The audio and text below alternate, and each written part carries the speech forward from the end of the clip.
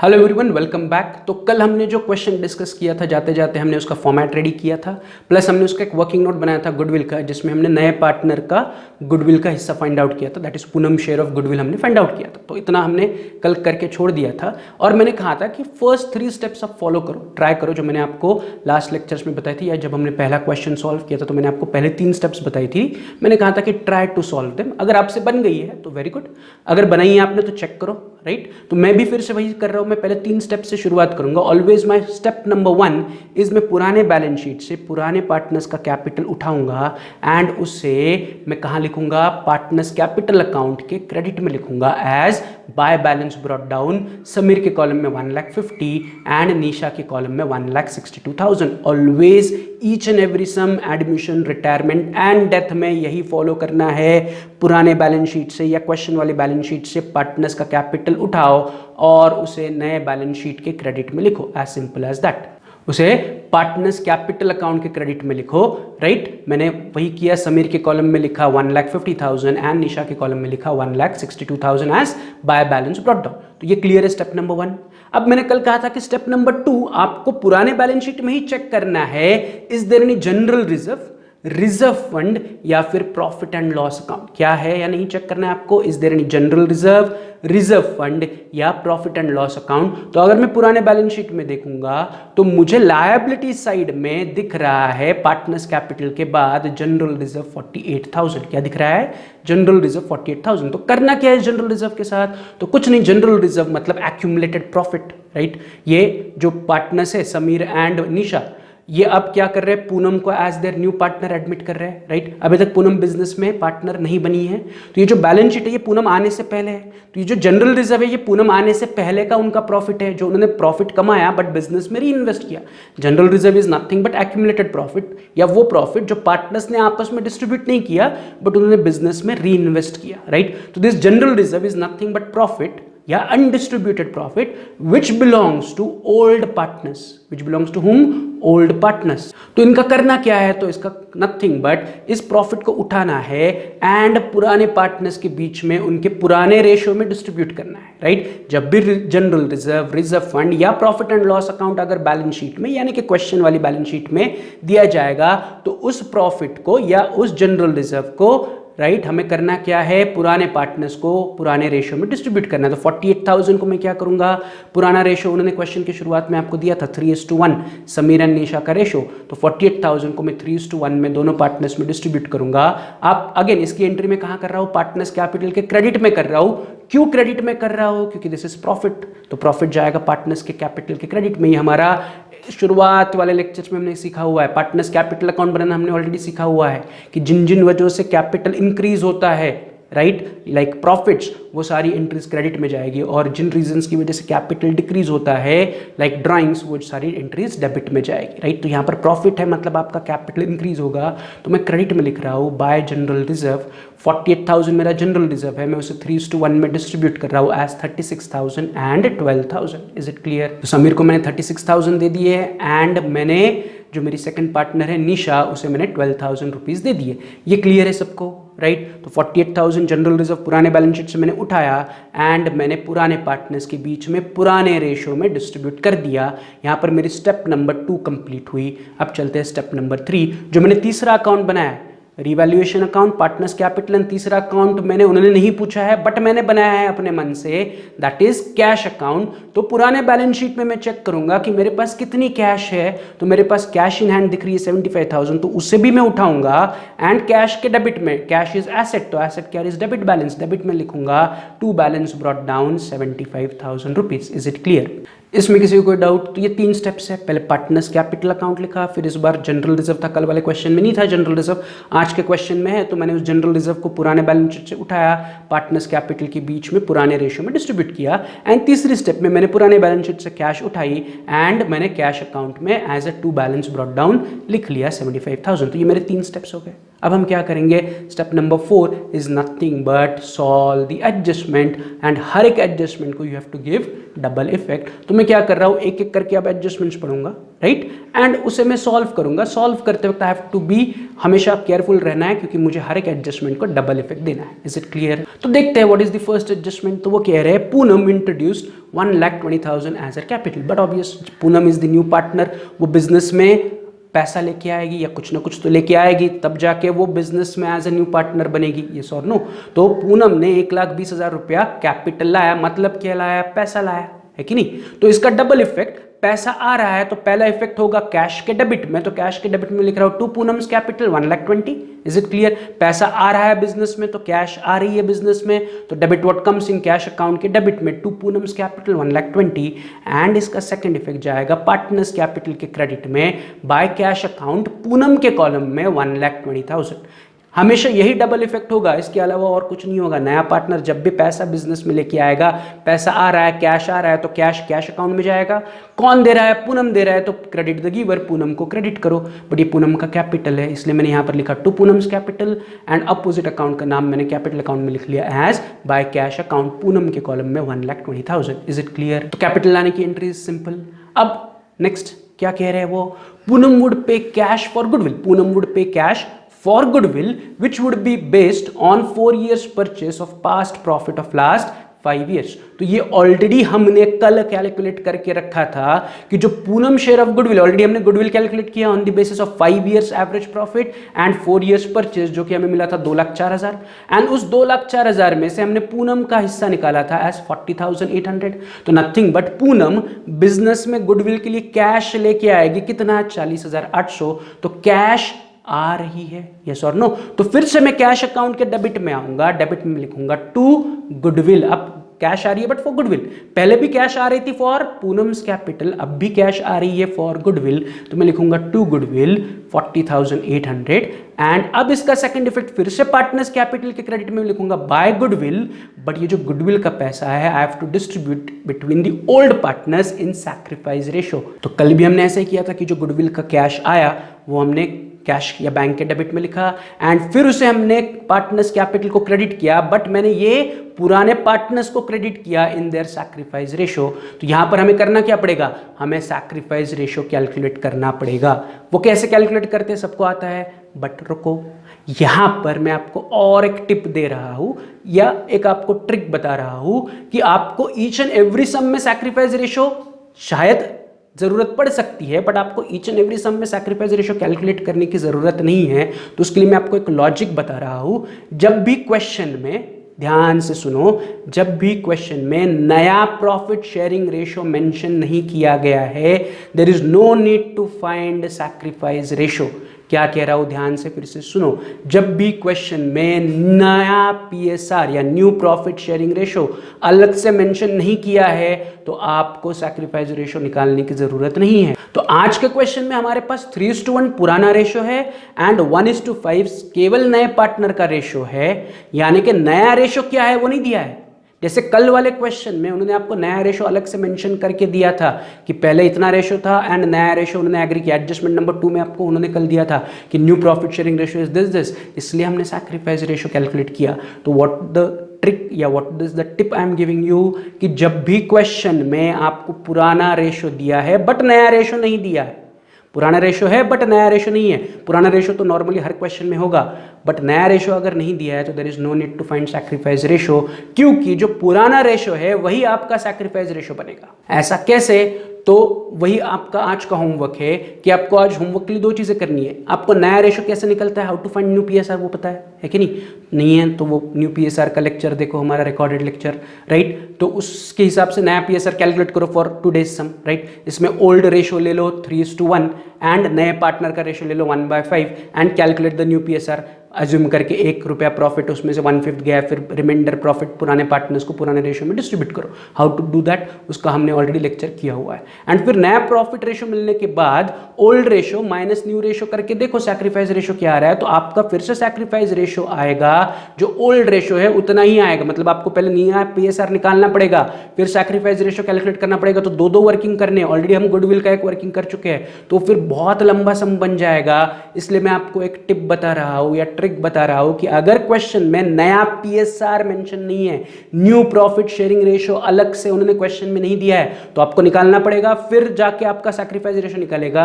But sacrifice ratio जो निकलेगा वो एग्जैक्टली उतना ही निकलेगा जितना आपका पुराना रेशियो है। So there is no need to do this calculation on the presumptions कि यस हम जब नया पीएसआर निकालेंगे एंड फिर सैक्रिफाइस रेशियो निकालेंगे तो जो नया रेशियो है या जो सैक्रिफाइस रेशियो है वो एग्जैक्टली उतना ही आएगा जितना पुराना रेशियो है। सो दैट वी नो, इसलिए हम वो कैलकुलेशन नहीं कर रहे हैं एंड हम क्या कर रहे हैं यहाँ पर पुराने रेशियो को ही एज अ सैक्रिफाइस रेशियो लेके गुडविल को ओल्ड पार्टनर्स के बीच में डिस्ट्रीब्यूट करेंगे। Getting it?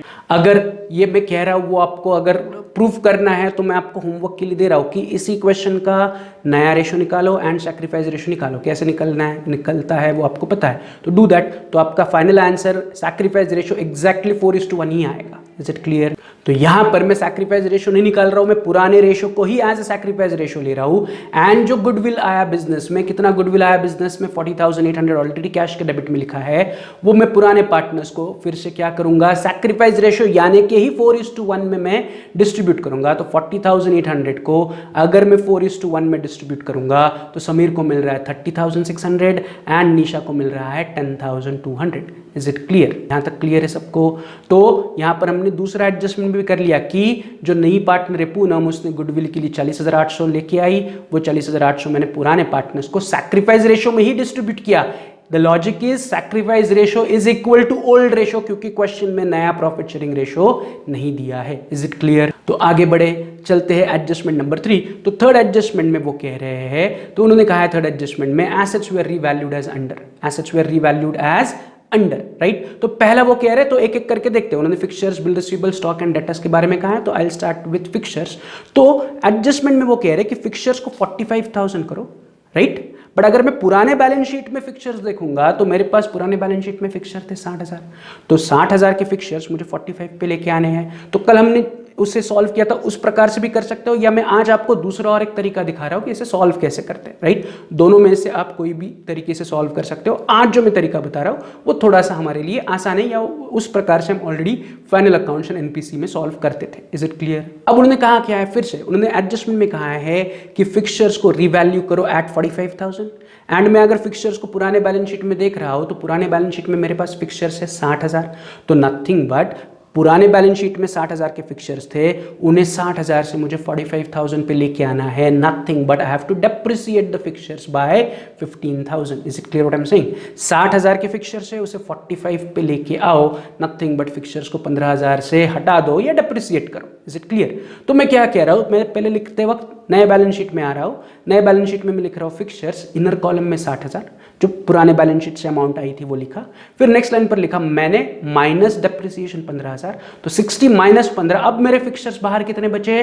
45,000। Is it clear? तो जैसे हम फाइनल अकाउंट्स में एनपीसी में एडजस्टमेंट सॉल्व करते थे कि एसेट्स बढ़ा रहे हो या कम कर रहे हो, तो वो दिखाओ कितने से बढ़ा रहे हो या कम कर रहे हो। तो मेरे पास पुराने फिक्चर थे 60,000, अब 60,000 को मुझे करना है 45, nothing but I have to depreciate the fixtures by 15,000, तो मैंने फिक्चर्स को डेप्रिसिएट किया 15,000 से, तो my fixtures to the outer column is 45,000। अब फिक्चर्स घट रहे हैं, मतलब हमारे लिए फायदा है या नुकसान है? तो इट इज आवर लॉस।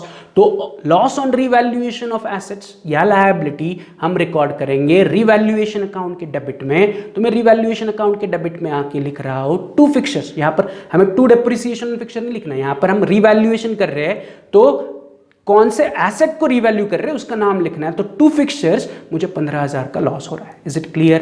तो ये मैंने थर्ड एडजस्टमेंट का पहला हिस्सा फिक्चर्स को रीवैल्यू किया। अब उसी एडजस्टमेंट में वो कह रहे हैं कि बिल रिसीवेबल को 1,20,000 रीवैल्यू करो।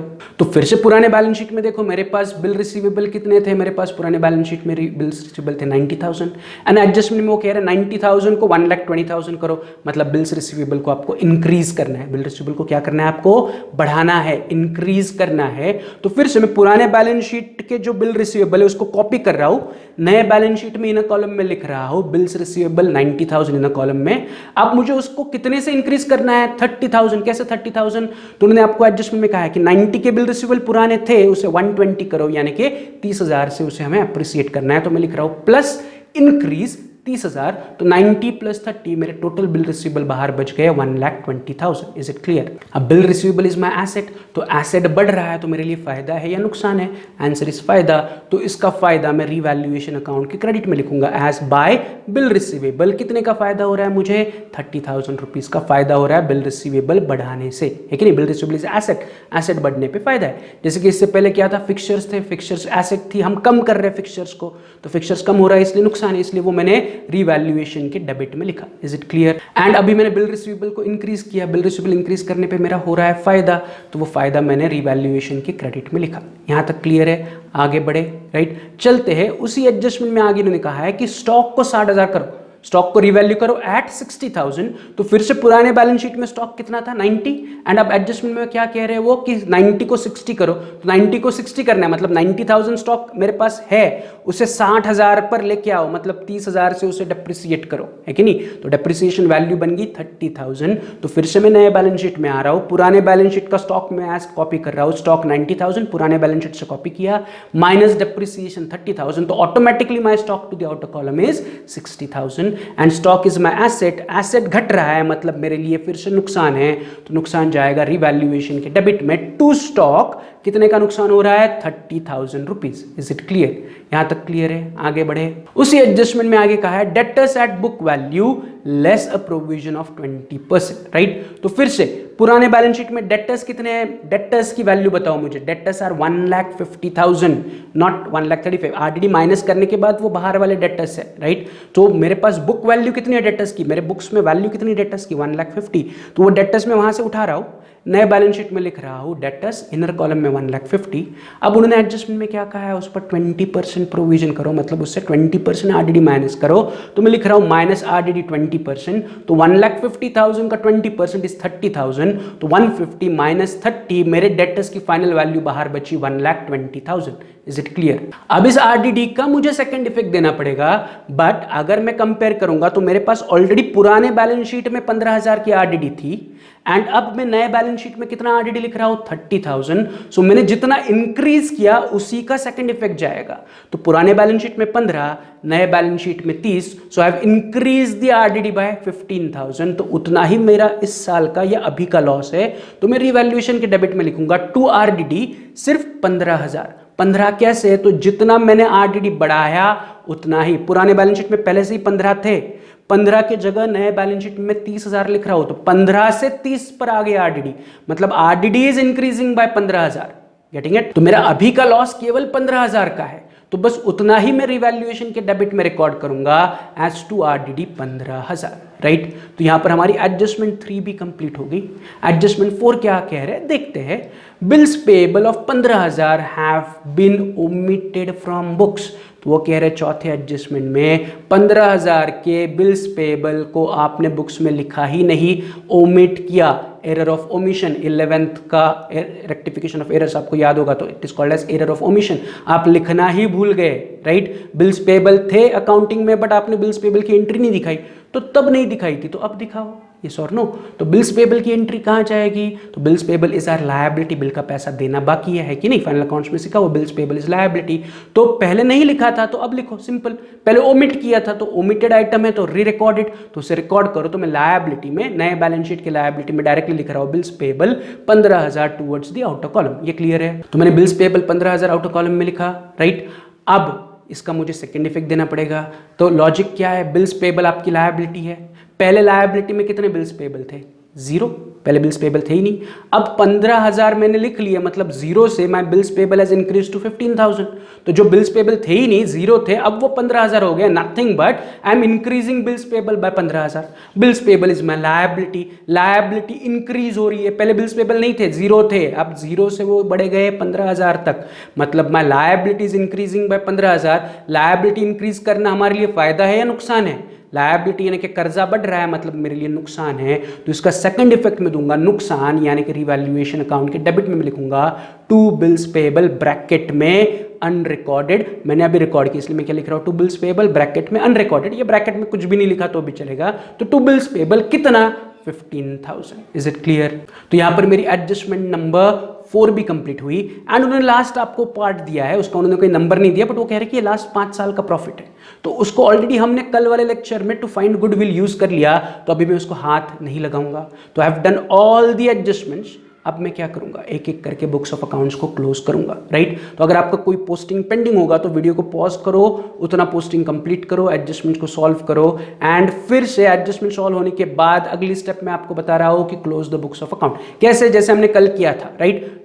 Do it on your own. क्या करना है, पहले रिवैल्यूएशन अकाउंट क्लोज करो, आपको प्रॉफिट या फिर लॉस मिलेगा, उस प्रॉफिट या लॉस को पार्टनर्स के बीच में डिस्ट्रीब्यूट करो, फिर पार्टनर्स का कैपिटल क्लोज करो, उनका बैलेंस नए बैलेंस शीट में लिखो, फिर आके कैश अकाउंट क्लोज करो, उसका बैलेंस एसेट्स में लिखो, फिर पुरानी बैलेंस शीट नई बैलेंस शीट कंपेयर करो एंड बैलेंस शीट को टैली करो।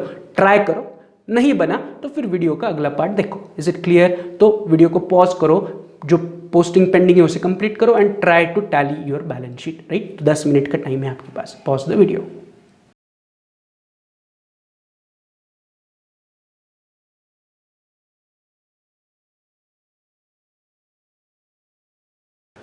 चलो, तो सबने अपने अपने अकाउंट्स क्लोज किए, टैली हुआ आपका बैलेंस शीट। अगर डाउट है तो मेरे साथ सॉल्व करो, राइट। तो सबसे पहले फिर से मैं क्या करूंगा, मैंने पहले क्या किया था, फिर से मैंने 4 स्टेप्स फॉलो की।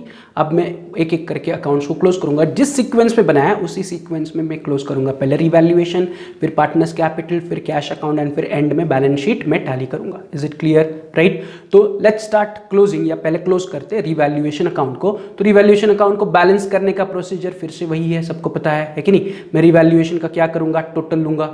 तो अगर मैं रिवैल्यूएशन अकाउंट के क्रेडिट का टोटल करता हूं तो क्रेडिट में केवल एक ही आइटम है, दैट इज 30,000, एंड रिवैल्यूएशन के डेबिट में 4 आइटम से उसका टोटल ले रहा हूं, तो दैट इज 75,000। तो डेबिट की टोटल है 75 एंड क्रेडिट की टोटल इज 30, यानी कि 75,000 बड़ा अमाउंट है। तो मैं रिवैल्यूएशन के टोटल कॉलम में या टोटल में लिखूंगा 75,000 on both the side, right. And I take a difference 75,000 minus 30,000, the difference is 45,000। But ये डिफरेंस कहाँ लिखना है, ऑन द क्रेडिट। जो साइड छोटी है डिफरेंस उस तरफ जाएगा, तो क्रेडिट में डिफरेंस लिख रहा हूं 45,000।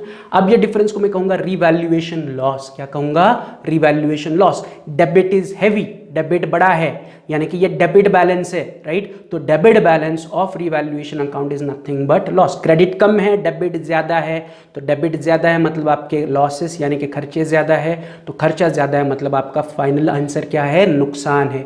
30,000 का फायदा हो रहा है, 75,000 का नुकसान हो रहा है। तो अगर मैं दोनों का नेट अमाउंट निकालूंगा तो मेरा नेट लॉस हो रहा है 45,000, जिसे मैं लिख रहा हूं बाय रिवैल्यूएशन लॉस 45,000। अब इस रिवैल्यूएशन लॉस 45,000 को मुझे क्या करना है, पुराने पार्टनर्स के बीच में उनके पुराने रेशो यानी कि 3:1 में डिस्ट्रीब्यूट करना है। तो 45,000 को मैं पहले क्या करूंगा, 4 से डिवाइड करूंगा, राइट। तो 45,000 डिवाइडेड बाय 4 का आंसर मुझे मिल रहा है 11,250, यस और no.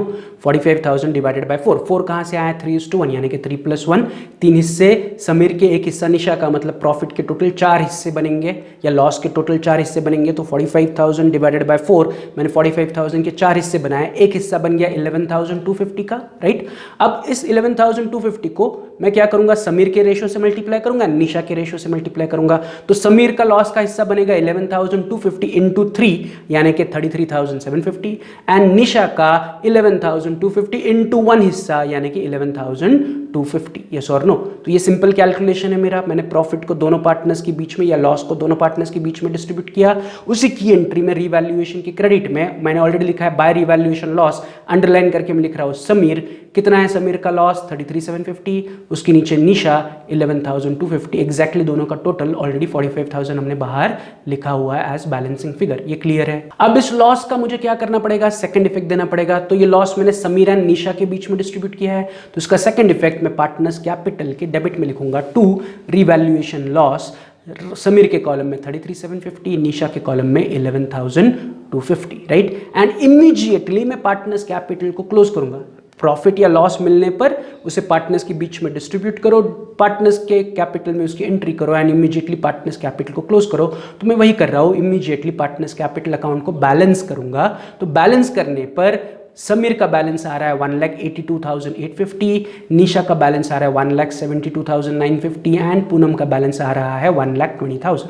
Is it clear? Partners capital को कैसे बैलेंस करते हैं अब वो मैं नहीं पढ़ाने वाला, वो आपको आना चाहिए, राइट। दैट इज हमने फाइनल अकाउंट्स में ऑलरेडी 20-22 सम्स में वैसा किया हुआ है, राइट।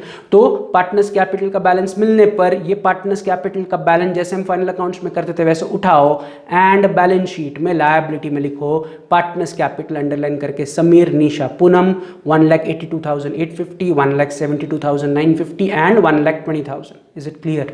फिर से पार्टनर्स कैपिटल के बाद जो दिया हुआ अकाउंट है कैश अकाउंट है उसे बैलेंस करो, तो उसे बैलेंस करना भी आसान है। उसके डेबिट में 3 एंट्रीज है, क्रेडिट में 1 भी एंट्री नहीं है, तो डेबिट का टोटल है 2,35,800 माइनस 0, आपका बाय बैलेंस कैरेट डाउन आ रहा है 2,35,800। ये कैश का बैलेंस है। Cash is nothing but my asset, तो मैं उसे उठाऊंगा, फिर से नए बैलेंस शीट में मैं लिखूंगा कैश या कैश इन हैंड 2,35,800। तो सबका यहां तक क्लियर है? अब हमें क्या करना है, फाइनली बैलेंस शीट को टैली करना है, लेकिन बैलेंस शीट को टैली करने से पहले पुरानी बैलेंस शीट एंड नई बैलेंस शीट को आपको कंपेयर करना है, मैच करना है, अनटच्ड आइटम को रिकॉर्ड करना है एंड फिर बैलेंस शीट टैली करनी है, राइट। तो मैं लायबिलिटी से शुरुआत करता हूं। मेरे पास पुराने बैलेंस शीट में लायबिलिटी में पहले था पार्टनर्स कैपिटल, नए बैलेंस शीट में ऑलरेडी पार्टनर्स कैपिटल समीर, निशा दोनों आ गए, है कि नहीं, तो मुझे उसे फिर से लिखने की जरूरत नहीं है। फिर से पुराने बैलेंस शीट में अगला आइटम है जनरल रिजर्व। अब जनरल रिजर्व नए बैलेंस शीट में दिख रहा है क्या? Answer is no, but general reserve already हमने स्टेप नंबर 2 में पुराने पार्टनर्स में डिस्ट्रीब्यूट कर दिया, तो general reserve is not untouched, it is touched, हमने उसे डिस्ट्रीब्यूट कर दिया। तो मुझे अनटच चाहिए कि जिसके साथ मैंने कुछ भी नहीं किया, जिसे मैंने हाथ नहीं लगाया, ऐसा आइटम चाहिए। जनरल रिजर्व को ऑलरेडी आपको याद है, तो हमने स्टेप नंबर 2 में general reserve old partners in old ratio बांट दिया, so there is no more general reserve remaining, वो पुराने पार्टनर्स में बढ़ गया। अब जनरल रिजर्व नए बैलेंस शीट में नहीं दिख रहा है, तो उसे लिखना है क्या? Answer is no, because it is not untouched, it has been distributed between the old partner. तो जनरल रिजर्व को नए बैलेंस शीट में लिखने की जरूरत नहीं है, क्योंकि वो हमने पुराने पार्टनर्स में ऑलरेडी डिस्ट्रीब्यूट कर दिया। आगे बढ़ो, नेक्स्ट आइटम इज क्रेडिटर्स। तो आपको लायबिलिटीज में कहीं पर क्रेडिटर्स दिख रहे हैं क्या? नए बैलेंस शीट के, पुराने बैलेंस शीट के तो दिख रहे हैं 90,000 क्रेडिटर्स, नए बैलेंस शीट में 90,000 क्रेडिटर्स दिख रहे हैं क्या? नहीं। अगर आप थोड़ा सा रिवर्स में जाओगे तो हमने क्रेडिटर्स के साथ कुछ किया है क्या? जब हमने एडजस्टमेंट सॉल्व की तो कहीं पर उन्होंने क्रेडिटर्स के बारे में कुछ करने के लिए कहा था क्या? आंसर इज नो, मतलब creditors is untouched item, creditors को हमने हाथ नहीं लगाया, तो मैं क्रेडिटर्स को उठाऊंगा, नए लायबिलिटी में लिखूंगा creditors 90,000। Is it clear? Right. अब पुराने बैलेंस शीट की लायबिलिटी कंपेयर की विद नए बैलेंस शीट की लायबिलिटी। अब पुराने बैलेंस शीट की एसेट्स विद नए बैलेंस शीट के एसेट के साथ कंपेयर करूंगा, starting with first item stock. तो मेरे पास पिछले साल स्टॉक था 90,000, नए बैलेंस शीट में मैंने स्टॉक लिखा है क्या? आंसर इज यस, मैंने स्टॉक को क्या किया? डेप्रिसिएट करके लिखा, तो स्टॉक ऑलरेडी मेरे पास नए बैलेंस शीट में रिकॉर्डेड है। स्टॉक के बाद अगला आइटम पिछले बैलेंस शीट में था फिक्सचर्स, तो नए बैलेंस शीट में फिक्सचर्स ऑलरेडी मैंने रिकॉर्ड किए। उसके बाद पिछले बैलेंस शीट में मेरे पास डेटर्स थे, नए बैलेंस शीट में भी डेटर्स है, तो हाथ लगाने की या कुछ करने की जरूरत नहीं है।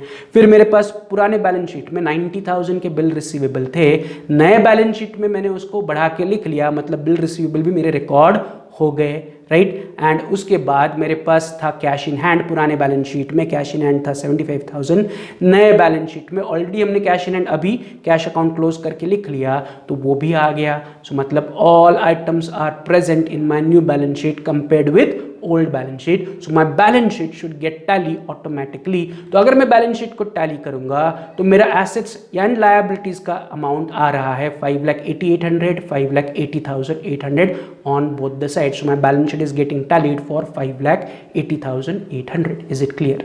तो ये काफ़ी इजी सिंपल सम था, कल वाला भी आज वाला भी, दोनों में हमने वर्किंग नोट बनाया था। कल हमने सैक्रिफाइस रेशियो का वर्किंग नोट बनाया, आज हमने केवल गुडविल कैलकुलेट करने का वर्किंग नोट किया, राइट। अब आपका आज का होमवर्क क्या है, तो कल के लेक्चर में हम सॉल्व करने वाले हैं solve example number 14 from your text book. तो आपको उसका फॉर्मेट रेडी करके रखना है, ये मैंने आपको कल भी बताया था। अगर आपका रेडी होगा तो वेरी गुड, रेडी नहीं होगा तो रेडी करो एंड उस क्वेश्चन को पढ़ के उसके पहले 3 steps try to solve, right. उसमें भी वही है कि 2 पार्टनर है पुराने एंड उसमें आप नए पार्टनर को लेके आ रहे हो, फिर से नया पार्टनर गुडविल लेके आ रहा है, कैपिटल लेके आ रहा है। जितना आपसे बन सके उतना ट्राई करो सॉल्व करना, राइट। तो कोई प्रॉब्लम नहीं, जितना बन सके उतना, या नहीं बनना तो हम कल उसे सॉल्व करने वाले हैं। तो आप उसका फॉर्मेट रेडी करके रखो, प्लस आज वाला सम एंड कल वाला सम रीसॉल्व करो, प्रैक्टिस अगेन। फिर से मेरा वही क्या है, टैग।